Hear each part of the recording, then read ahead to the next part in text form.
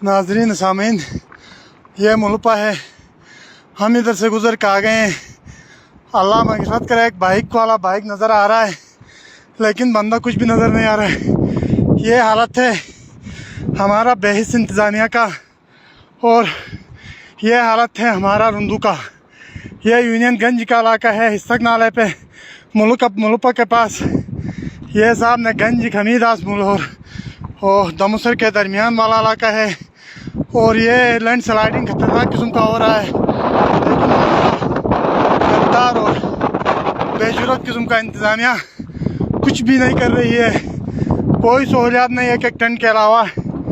लिहाजा हम गवर्नमेंट वक्त से वज़ीर आज़म पाकिस्तान, आर्मी चीफ पाकिस्तान से पुरज़ोर मुतालबा करते हैं हमें जल्द अज जल्द इस इलाके से शिफ्ट किया जाए।